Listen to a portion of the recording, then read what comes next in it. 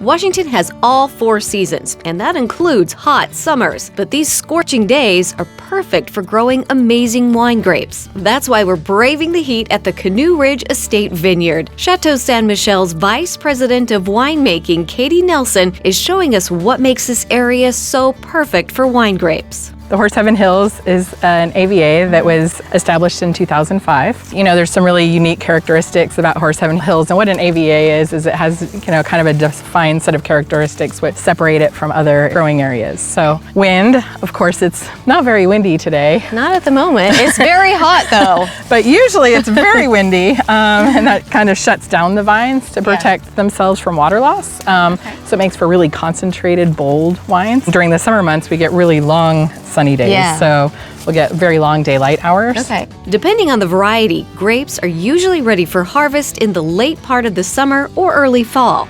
So how far away are these guys from being harvested? Probably about a month, maybe 5 weeks.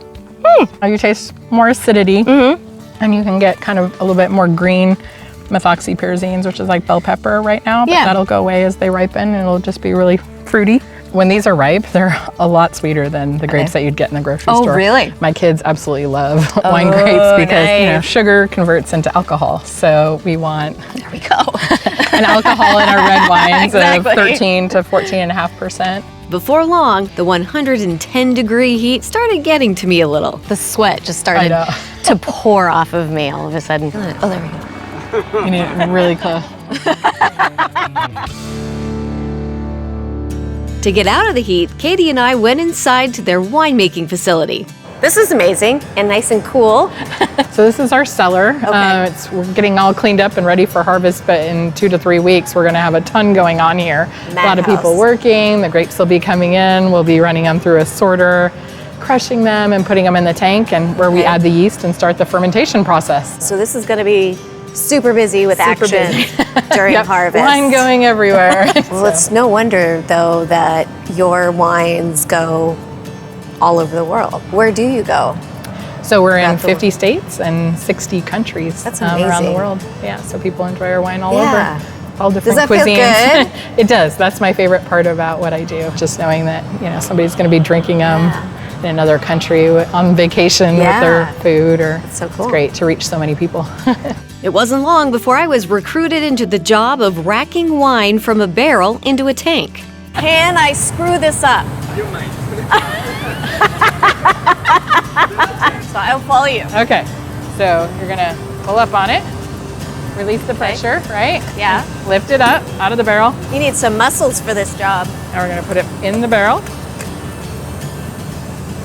Oh, I see it does come out. Some wine. Push it in there. Okay. So it creates a good seal. Okay, and then open the valve here. I'm afraid. Valve Turn the... Oh, supposed to sound like that? We did it. It's on its way. Okay. So there's 59 gallons of wine in here, and you just spilled a little somewhere. bit. And I just spilled a little bit. So it's a form of clarifying. So the lees and dead yeast and little particulates settle out in the barrel, and we're taking the clean wine off the top. Awesome. And leaving what's behind, so we rinse that out, and then we go back to barrel, and as you do that, that's a form of just clarifying your wine so it's clean in the bottle. Let's do a barrel tasting. Okay. We typically do that after we put a blend together. We'll come out and taste from each barrel, because each barrel imparts different flavors depending on the forest and the toast and how long the wood staves have aged or seasoned. This is a Cabernet. Okay. 2022 vintage. Smells good. Picked last year. I'm just doing what you do. I'm getting a lot of dark fruit, like blackberry, black cherry, roasted nuts, a little tobacco. I mean, I'm getting none of that, but I'm not an expert. I think it smells really good. I do get like a toastiness to it. It's big.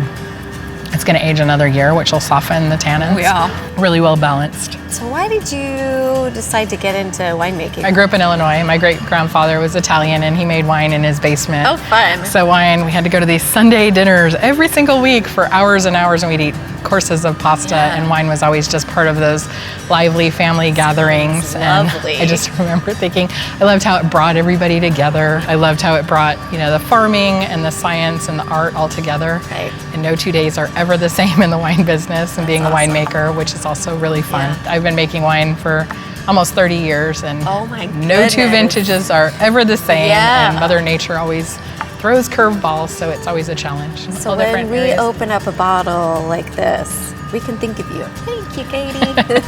We appreciate you.